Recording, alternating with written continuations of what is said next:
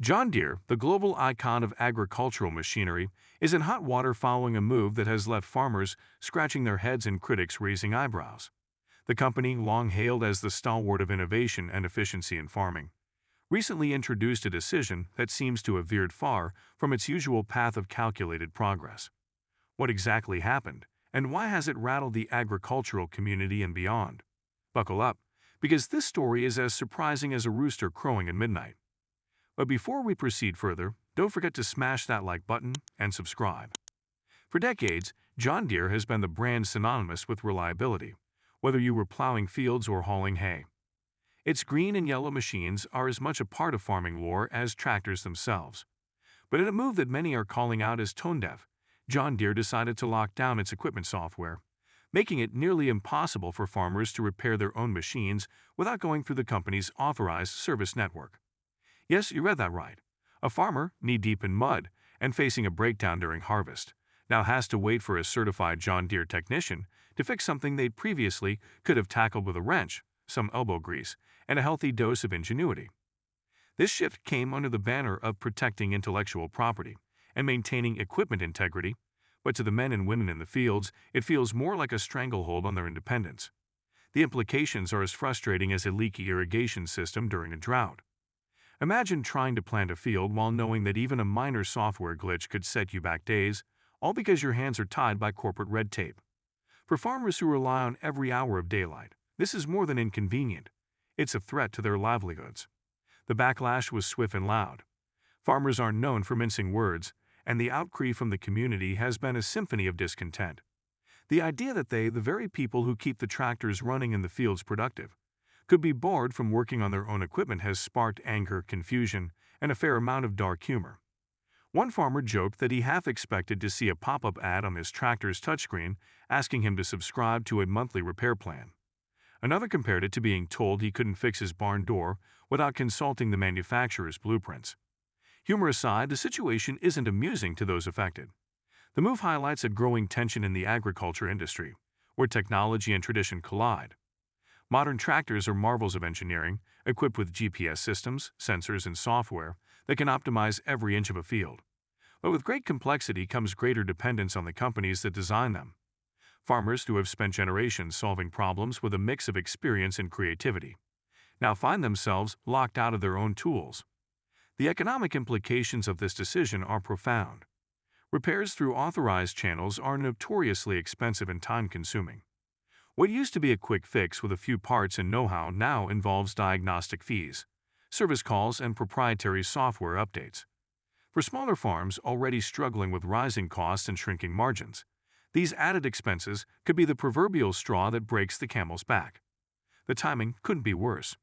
Farmers are grappling with challenges ranging from unpredictable weather patterns to fluctuating commodity prices.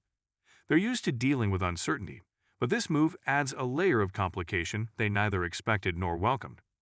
Critics argue that John Deere, a company that owes its legacy to the loyalty of the farming community, has made a decision that seems more focused on shareholder interests than the needs of its customers. The issue has even caught the attention of lawmakers and advocacy groups. The right to repair movement, which has been gaining traction in recent years, has found an unlikely rallying point in rural America. What started as a niche debate about smartphones and laptops has now expanded to include tractors and combines, bringing the battle to the very soil where America's food supply begins.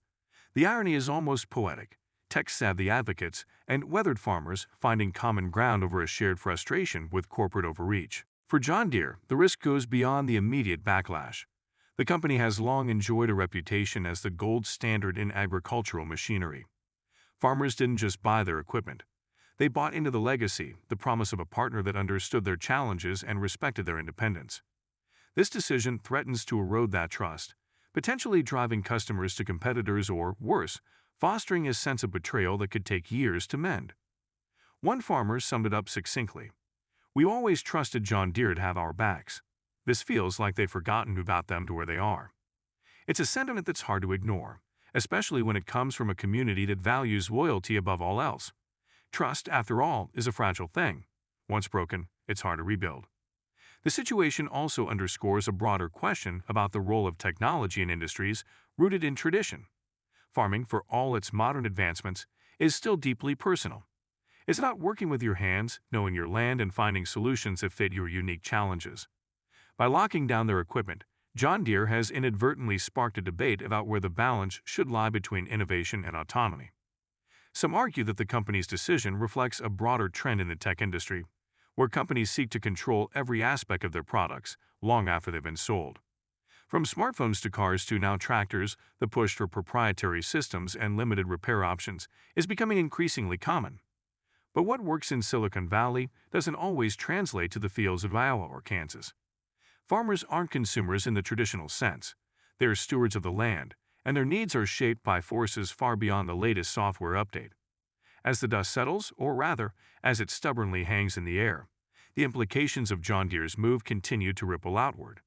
Beyond the fields, the decision has sparked dialogue in classrooms, legislative chambers, and even local diners where farmers swap stories over coffee. The conversation is no longer just about tractors. It's about control, fairness, and the principle of ownership. If a farmer can't fully control the tools they purchase, then who truly owns them? This story also raises a pointed question about the future of farming. Will it remain a craft defined by self-reliance and ingenuity, or will it become another cog in a machine dominated by corporations? For now, farmers are doing what they've always done, finding ways to adapt, grumble, and laugh in equal measure. But beneath the humor and resilience, there's an unmistakable feeling that something fundamental has shifted, and it's not sitting right. In the end, John Deere's decision may well be remembered as a turning point, not just for the company, but for the industry as a whole. Whether it leads to meaningful change or becomes a cautionary tale of corporate overreach remains to be seen. For now, the fields are alive with more than the hum of machinery. They're buzzing with conversations about fairness, freedom, and the future of farming. And somewhere, a farmer is likely standing by a broken-down tractor, shaking his head and wondering when things got so complicated. Don't forget to hit that like button and subscribe to our channel for more engaging content. We thrive on your feedback, so be sure to leave your thoughts in the comments section below. Until next time, keep discovering and stay tuned.